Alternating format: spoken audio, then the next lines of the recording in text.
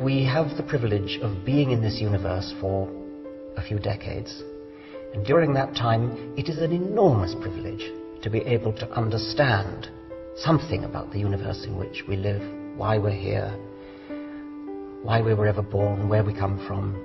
And I think that is such a wonderful thing to be able to do that I am hostile, I can get angry about competing accounts which seem to me to not encourage that kind of questioning, but instead to say this is how it is, it's all written in the Holy Book, it was written 2,000 years ago and that's the end of it.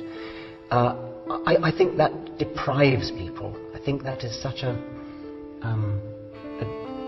belittling, a demeaning view of the universe, and I think it's tragic that children are brought up with that when they could be brought up in a more open-minded way. So that's one reason for the anger. The other reason it is that I do think that faith, unsupported by evidence, is a lethal weapon.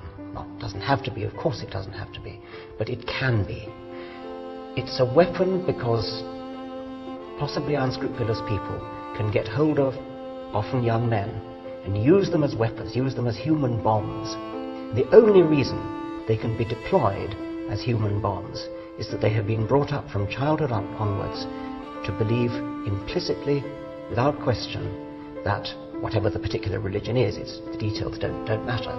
The point is that they do believe that it is the will of God that they should detonate themselves and blow up a busload of people or blow up a skyscraper in New York. I don't think that any kind of reasoned argument would do that to people.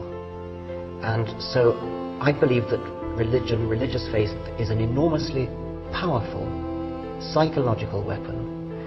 It isn't always used for the bad, of course, but the fact that it can be used for the bad makes me want to cut it off at the roots, and at very least to stop the inculcation into children of the idea that there is something virtuous in faith.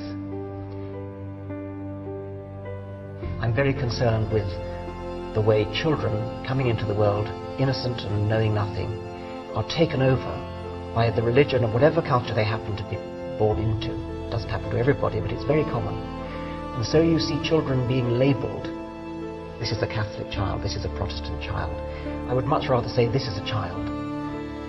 Perhaps you could say this is a child of Catholic parents, or this is a child of Protestant parents. But to tie a label around a tiny child, this is a Catholic child, when the child is clearly too young to know what it thinks about the transubstantiation, or whatever it is that differentiates Catholics from Protestants.